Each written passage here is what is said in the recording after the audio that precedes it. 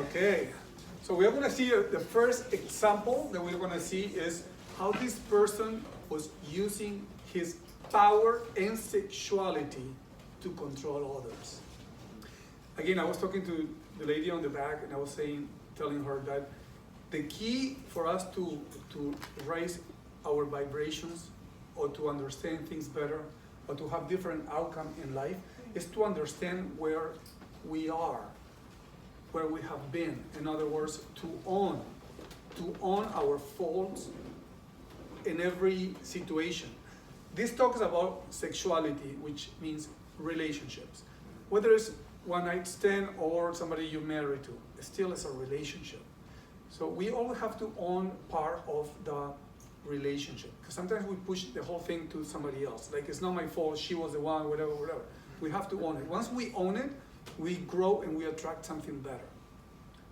Until then, we may repeat the same pattern until we learn, if we get the chance to overcome it and grow. Some people die before that. They have to repeat it if you believe in karma, in reincarnation, I'm sorry. Okay, so with this chart, this person was very, had a lot of power, a lot of sexuality. In my eyes, comes from his upbringing, from his home, relationship with mom. You guys are gonna look at the chart and tell me what you see, of course, one at a time, otherwise it's gonna get crazy. Okay, so these are the ones you emailed, right? Yes, let's do the first one, Harvey. Sorry, I'm just gonna have to, sorry. Yeah, so as I was saying, in all these archetypes, all this energy, because some people think about sex and it's Mars only. I mean, we don't go and hump people on the streets, right? We think about it. We think about it. We think about it. We are attracted to somebody the way how a person is dressed, how they smell, or how they talk, or the body talk, the body language, how they speak to you. And even then, we may want to hear the person talk little dirty talk, or what they want, how they want it, so we get really interested, excited. So so at the same time, it's fantasies. Okay. It's creating something new, different, do it in a different place, in a different form. Sorry, I'm just gonna have to bring it up manually. Okay. So you want Marilyn Monroe's chart? Or no, the first one, the other one. Who's the other one? Harvey Weinstein. Okay, let's just. There you go. So it's an easy thing because you guys know the outcome. You guys know what he did, so you can really pinpoint. According to what I mentioned earlier, all these archetypes in a very good place. It can give you, enhance your appetite, your potential, your creativity, all that. Or it can go inward. It can be used to control other people. It can be very aggressive. It can go overly aggressive, if you know what I mean, meaning taking advantage of other people sexually. So there's a lot of things that place in our mind. All these archetypes at the same time. I want to make this point really clear to all of us. That when we have sex according to astrology, or in my opinion, we use all this energy, all these archetypes in order to have sex, for whether it's one night stand or with somebody that we are together with. Okay, Tony, I'm just trying to figure out how to get this to display. Okay. Have any questions, anybody? Yeah, I have Pluto on my, Pluto's involved with my moon and Venus, Neptune, and Mars. Involved, you meaning in the same place, together? Sextile, sextile and trine. Pluto is sextile your moon? Pluto is, my moon is trine Pluto. Stop complaining. What? Pluto is sextile Venus with Neptune. And Mars, and it's also sextile Mars. Pluto is sextile Mars. So it's like. Well, it's interesting, but according to what you just mentioned, all those aspects are light aspects, meaning they are not heavy to worry about. Your moon and Neptune together implies that you need to have a lot of creativity, imagination, sort of sweetness and kindness to have sex with someone, to be intimate, let's put it that way. It can create a little bit of out of touch with reality. Right. Okay, it can also imply that your needs are really deep and emotional. Yeah, because I have Venus and Scorpio. There you go. So it's even intensity.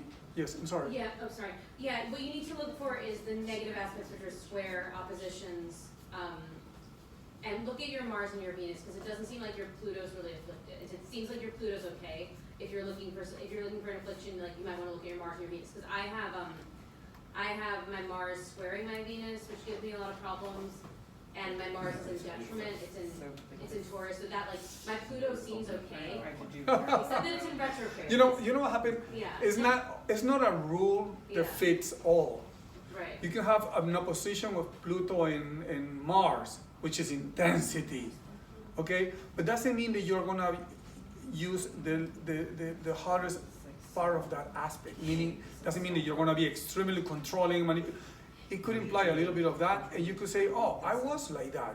I'm not like that anymore. Meaning you evolved, you lived up.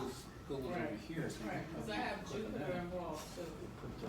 Yeah, so there's one thing doesn't fit all, because we have to look into individually. That's why we are unique. Your natal chart is your fingerprint, and all of us, we have a unique fingerprint, a unique chart. Things that you came here to deal with, challenges and potentials. And even the challenges can be your potential. You have to use everything that you got instead of hiding it. The things that you think are difficult about you, the things that you don't even like. Once you own it, Right. you own it, and it's a tool to move forward. But first, we have to be aware. Awareness is key to understand who we are and what we like. There's no point of judging anybody because we all like different things. And sexually, we are unique. We may like this or we may like that.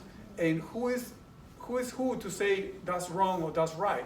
I mean, of course, unless we're talking about Epstein or that kind of level of things. Those are wrong. But overall, sex is something beautiful, to enjoy. And we may like to do it in a chair or in bed or on top of the pool and at the beach, who knows? So we all different, and we are entitled to develop and enjoy the things that we like. We just have to be aware who we are, so we can be more fun. Sorry. I agree with all that. Yeah. What does retrograde Pluto indicate? Or is it that important, or is that just what? Yeah, it's important, but again, we have to take a look into other things to understand, because if I just look at Pluto retrograde, it will be unfair to you for me to say, oh, you have Pluto retrograde, oh my God, you must be really intense, really possessive. I may be right on saying that, but I think it's unfair to tell you a lot of things just about your Pluto. I have to look into everything. And on top of that, I have to talk to you to see how you're using your energy. I've seen people, I've done charts to people where I told, they were like, I don't want to tell you anything, you tell me. Some people try to put you on the spot to see if you know. I don't mind. So I'm like, okay, I see this. And it has been cases that they told me, well, actually I was that way. I was really intense, really vindictive, really this, but I'm not that way anymore. Meaning, great, they evolve. Yeah. We all evolve. We have something really important, and I want everybody to understand this because it's key. Please listen. Something called free will. Okay, they talk about it in the Bible. They talk about different religions and all that. We do have free will, which means you are able to create your reality. You're able to rise up, to be better if you want to be better, to change things that you're not comfortable with, that you don't like, or they have had a negative outcome in your life. So remember, your chart can tell something, but you could have rise above the chart and live in that chart in the best possibility, in the best way possible. So you are in a better place today. You're evolving with the universe. And then what I was saying earlier, that you could have Mars in Pisces and in detriment and square or in opposition, which means, oh my God, that Mars is not being expressed to a full potential. It could be true. However, everything moves in the universe. Nothing stays the same. Therefore, you move together. You move alone with things. And that Mars still there in your natal chart by birth is in Pisces, is afflicted, is square or in opposition. But by progression, that's a technique in astrology. Just to make long story short, everything moves. So that Mars is now in Aries. So Mars in Aries is home, fire. So it's working more comfortable, more open, more full potential versus before it was much more hindered and now expressing much more passive aggressive. Now it's in the open. You're still Pisces or Leo or whatever you are, but that energy has switched. Everything moves in the universe, and the universe keeps going, and we go with them, and we have the opportunity to make things better, to evolve. Yes. I have a question, but it's actually not my question. One of the guy that leads one of the other groups that I'm a member of is also a member of this group. Mhm. Wasn't able to come tonight, and he said that he's been reading for years, and he was like, he's seen in a few women's charts that there are patterns that come up that belong to, that he sees in women that have been sexually assaulted. Yeah. What is that pattern? I've never heard of that before. Well, it's not. It's again, one size doesn't I fit mean, all. things being Yes. relative. You always have to look into the whole package, but there are indications that tell us it could have been a situation like that. I personally can speak only for myself, not for every astrologer in the world, of course not. So when I look at a natal chart and I see certain aspects of some energy in the fourth house, conjuncting the sun when you were 8 years old, in Cancer or in certain place, it gives me information about what you could have been going through. But I don't really know 100%. I cannot try to pretend to know exactly what you went through when you were 8 years old. It gives me a lot of information, and some of us will have certain gifts that we can talk to angels, we can read your aura, we can understand a lot more by just being next to you, and we can see. But again, those statements, we have to be really careful how we say it. And if we see that, we have to talk to the person for the person to open up. Okay, there's Harvey. Because- Sorry. Oh my god, that's a lot of red. Gross. Because it's not easy. I just want to finish. It's not easy to say to someone, oh, you were molested when you were 8 years old. You cannot say that. So for a person to open up, it takes time when they go to therapy. They don't just walk in and start talking about it. It's something very deep and very personal. Thing that he had pointed out, and I was like. Yeah, no, there's a possibility. Yeah, of course. I think the other thing to remember when we're talking about trauma is there are a lot of different ways to experience trauma. Yeah. And so someone might experience their trauma in a Plutonian manner. Someone else might experience it in a Neptunian manner. Someone else might experience it in a Martial manner. Someone else, do you hear what I'm saying? Yeah. Like the same event, a different planetary archetype can be foregrounded. So we have to sort of move away from this idea that this causes this or this causes this, because it's more about what the archetypal takeaway is, right? Okay. Yeah, and just to finish answering your question, I want to remind you guys that in my opinion, the planets don't make you do anything. They are influences. The archetypes, they tell us what you may have gone through, what may be coming, what you may be going through at the moment. Then again, I will have to talk to you and see the whole picture to understand or to try to be able to guide you or to tell you to answer whatever question you came with. But I cannot assume I know exactly what you're going through or what you went through, because there's a lot of stops before getting there. Okay. Well, so continuing with the chart, this is a chart of Harvey Weinstein. Okay, and the red color, for people who are not familiar with this, implies squares, oppositions. They are challenging aspects. Not always are bad. I personally like to see those aspects because it's the energy that wakes you up. Okay, not necessarily are bad that you have to be scared of them, not at all. In his case, it's clear to see that he was using his energy in the lowest form, let's put it that way. Again, I don't want to judge anybody whatsoever. I just want to explain what this could mean.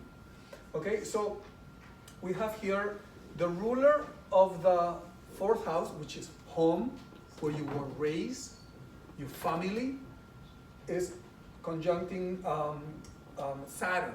I think it's a little wide, the conjunction, but it still applies, okay? Now, in this energy is opposite Jupiter and Mercury. So that tells you a lot about that, the way how the person thinks. And with Jupiter, you know, Jupiter expands everything. So together with Mercury, you can see that his mind, his creativity is to another degree. Now, if we continue, we see Mars in the ascendant. It means in Scorpio, it means strong sexuality, a strong drive, power, is squaring Pluto. So right there, it tells you a lot about his persona, his physical body. Squaring Pluto, two very strong planets, they indicative of sex, of sexuality, of power, of control. So right there, you can see a little bit of what kind of person this person may be, or how he's using his energy, or what he came here to deal with.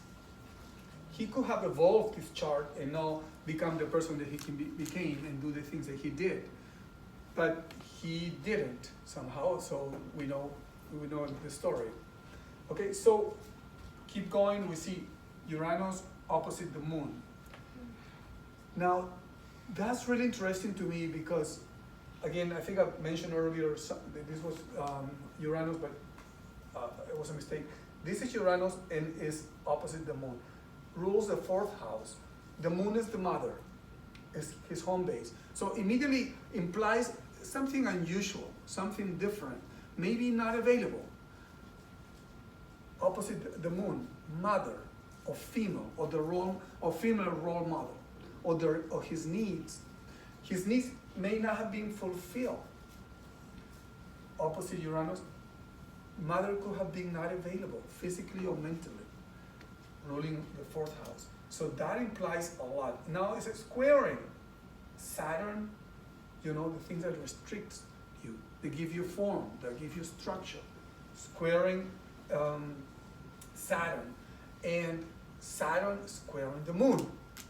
That's another indicative sign that his parents probably, they might have been together but not really together. They might have lived together but they were not together mentally or present. There's something there that comes from the home base in his consciousness. Whatever he act out, to me, in my opinion, came from his home base. Yes? I'm noticing that his sun is completely unaspected. Is that also an indicator of trouble, and that he's like not in touch with his essence or his purpose at all? It could imply that. It could imply many things. It could be notoriety. It could be, it doesn't necessarily mean anything bad. It could be actually very positive. I put this chart because we know the outcome. We know what happened to him, how he behaved. So we have to try to understand, because this person was using his sexuality to control other people, his power, his position of power. Yes. It's interesting that his moon is in mid-Capricorn. I'm wondering Saturn and Pluto made him start to have to pay the price. There you go. That's what finally brought him. Finally brought him down, I suppose, in some ways. Yeah, and the energy here on the fifth house. This is the fifth house. The fifth house is casual sex. You know, connections, dating, if you want to call it that way, but not necessarily relationships. Is here. So he had a need to connect. He just didn't know how to connect with people. The way how he did it was using his sexuality and his power to take advantage of other people. And he was a Pisces. I know. Yeah. He's a Pisces. Yeah. Painful. What was the aspect between the ascendant and the Pluto? square. This is Square. ascendant, this is Mars, and here's Pluto, and they're squaring each other. So that is a lot of, is in a heavy, strong intensity of power and sexuality. Yes. I mean, one thing, but I know that Harvey Weinstein has now been duly convicted, that this man had incredible instincts for most of his career in terms of what made a great film. That it's undeniable, so you can really see that with that Mars. But with the unaspected sun, He's also a Pisces. is Yes. it a Pisces? Is it a Pisces? Yeah, He's in late Pisces. Yeah, like at 29 degrees or something. Is that 29? That's film. Pisces is associated with the Yeah. and intuition. So Yeah. having the sun at that degree, particularly an unexpected, means a notoriety to a certain degree. So it's anaretic degree unaspected. And right. So it's powerful. Shit. And 29th degree is called an anaretic degree. on top of that, he had Venus in Pisces, conjunct the North Node, which is a multiplier. In Aquarius. In Aquarius, Just, yeah, 29, it looks like it's 29 degrees. 29 degrees, yeah, I have it there, but I don't remember the degree. Oh, that. But either way, I mean, if it's in Pisces, Venus in Pisces is super comfortable and is extremely creative. And you know what Pisces means? Venus means movies, music, painting, creativity. You know, Pisces is all this illusion, all this magical things, TV, music, and all the things that we sort of make us dream. And the fifth house is children, right? The fifth house is children, is fun, is encounters, is romance, sexuality, but in a casual way, sort of dating, like not necessarily marrying someone, but it's more like a dating, Playful. playful, exactly, playful thing. But he was beyond playful, as we know. Yeah. It was funny that you mentioned the mother relationship, because when him and his brother formed their company, it's called Miramax. It's after his mom. Oh, wow. Yeah, in my opinion, he has a very deep connection to the mother, and everything that he did comes from there, from his home base. Why? Why do I say that? Because there's a strong opposition. Look, Uranus is in Cancer, and the moon is in Capricorn. The moon in Capricorn is not really the happiest of the moon. It's a little bit more like, you know, you're like controlling the moon a little bit to be more practical than emotional. So right there, the moon is being a little bit tight, and opposite Uranus, the ruler of the fourth house, right there should tell you a lot about him. Moon and Capricorn also also imply sort of a stiff mother, removed mother. So there's this yearning for the mother that's there, but Cold mother, yeah, dry. yeah. It's cool. And Uranus, detachment, and opposition, totally detachment, totally aloof, totally not present. It can be ruthless too. Uranus is a strong energy. It's very powerful energy. So that's the opposition, and I know we're talking about Weinstein, but what is the conjunction? Because I've always thought the Uranus-Moon conjunction was also like kind of a harsh aspect. You know, again, depends how you're using your energy. One size doesn't fit all. Not everybody with this aspect is Harvey Weinstein. No, everyone is different. It depends how you're living your life. And a conjunction is two energies together.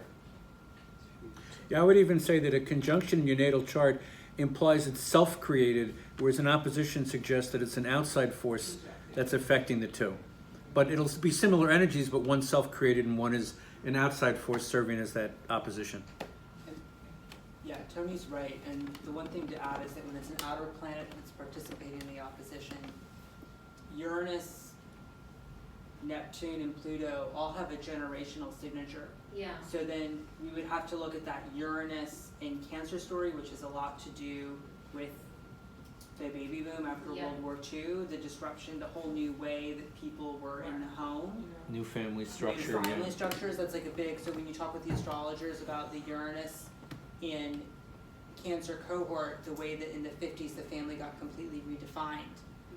And the way that there's something about his emotional needs that is actually opposed to that family structure. And it's interesting because he's had a lot of issues with his family. I mean, his brother, have you seen what his brother has said about him? Oh, yeah. Nothing nice. Have you, his brother was like, I hope hell exists because that's where you belong. But they were business partners for years. Yeah, but his brother didn't know what he was up to. Yes. For 30 years. So I'm looking at Pluto in the midheaven, and I can't tell if Venus or North Node is conjunct the IC. Yes. I know that most astrologers say that the IC is the mother and the midheaven is the father, but some astrologers say it's the other way around. Yeah. I don't know how you feel about that and what Pluto would Look, indicate there. first of all, what applies to you, what resonates to you is the more important thing. Of course, you go by what the biggest astrologers have taught us, but what resonates to you is what really matters, because some people say that the mother is here and the father is there. You have to look into the whole energy to understand which one is the case at the moment that you're seeing a client in particular. I thought you wanted to say something. Now, mother and father, the roles are more like there's an inner parent and an outer parent. Oh, that's interesting. I've tried to, as I've moved along, I've tried to divorce mother and father from male and female in the actual roles that the people play. A mother or an inner parent is the one that makes you accept yourself regardless. Okay, that's your self-confidence. An outer parent is the one that introduces you to the outside world.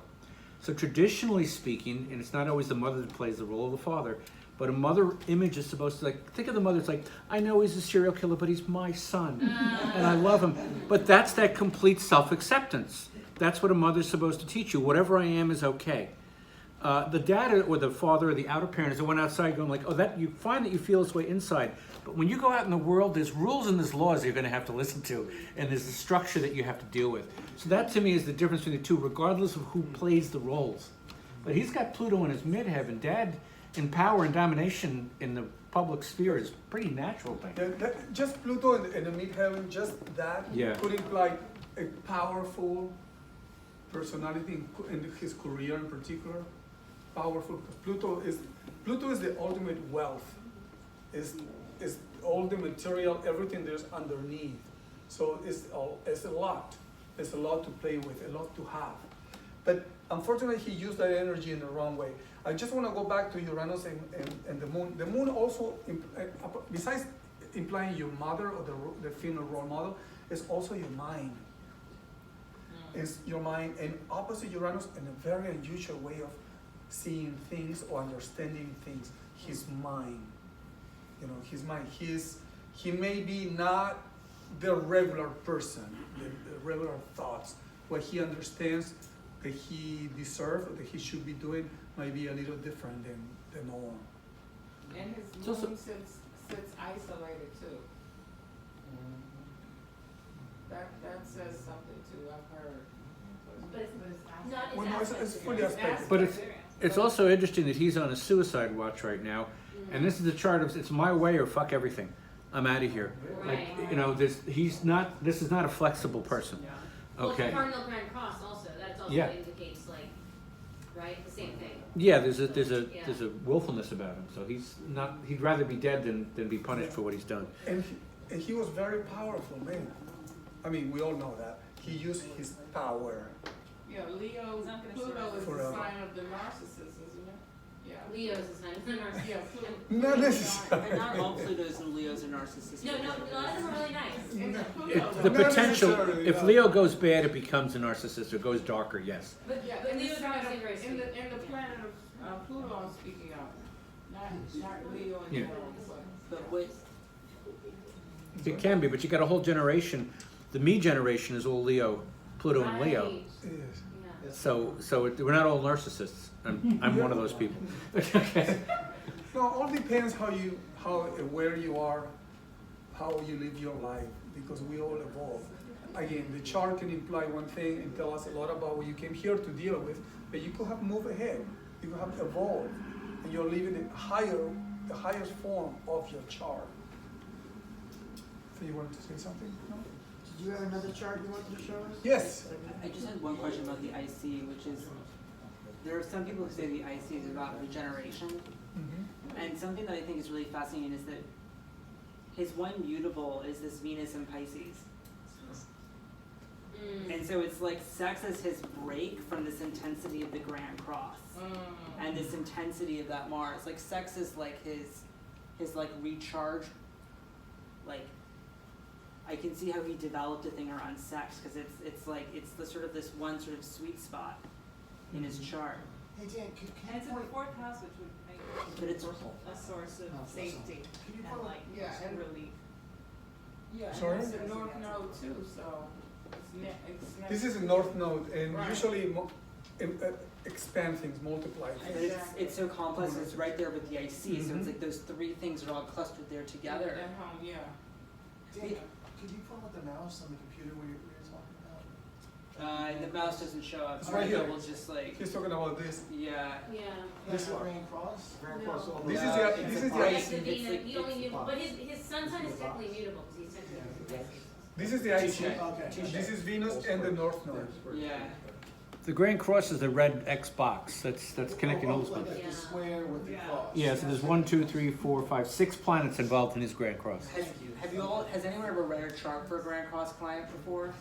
Yes. They don't get a break, right? They don't get a break, yeah. Yeah, they don't like. I have a grand cross. You I don't have a get a couple break. friends with a Grand Cross. Okay, we're gonna leave it alone. But they can also, I have one friend with a Grand Cross that's actually kind of similar, not the same, has different planets involved, he has nothing like Weinstein, but he's just very disciplined and very like aggressive, you know, not aggressive, but like very disciplined and like very regimented, so I feel like they have a lot of willpower sometimes. There's a lot. A Grand Cross will give people a lot of energy. The thing is, they then have to decide how to steer it. It's not something that's naturally going to flow. So I know a great guy who was a master of Tai Chi and everything else, and he had a Grand Cross, and he slept 4 hours a night, did paintings all the time, but he focused on something positive as opposed to. I mean, he used his Grand Cross to create great movies, but he also used it to overpower other people. So he did both sides of it, and you know. So I just want to mention one more time that this energy, this opposition, could have been completely different than what we know, what he did. Could be that he could have helped a lot of people, a lot of female, a lot of be more creative, help humanity, if you will, and work with women. I mean, use the energy differently.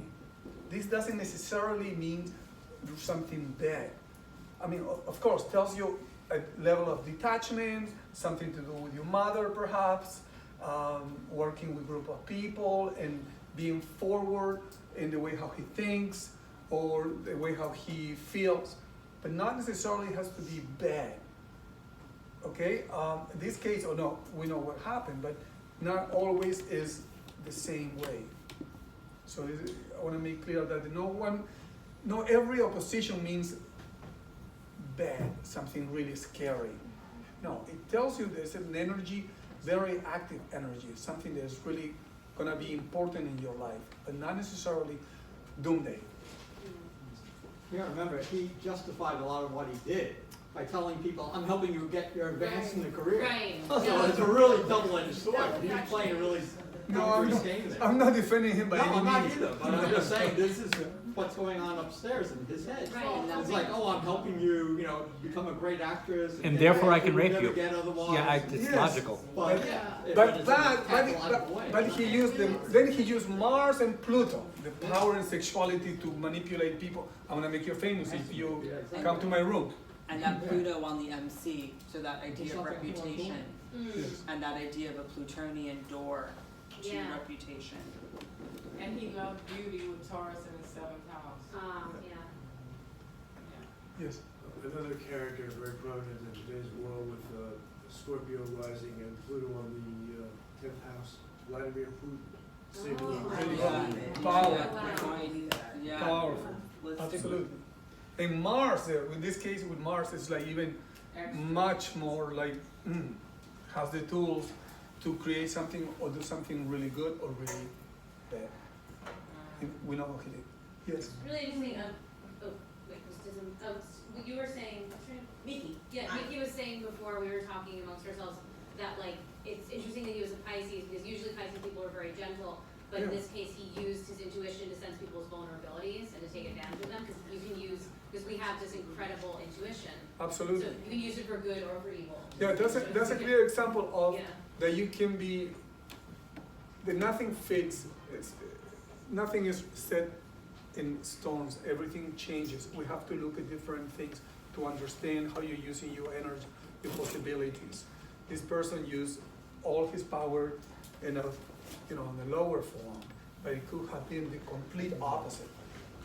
We should probably move on, but just a quick mention, if you want to talk to me afterwards, I'll talk to you about how some real scumbag Pisces are out there. They're not all very gentle. Okay. I know a lot of nice Leos. Okay. Generally, Leos are gentle for Pisces. Yeah. Baby.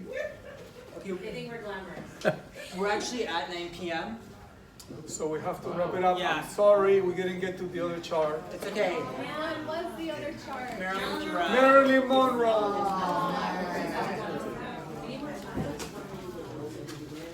If everybody would be so kind to help bring some of the chairs up front to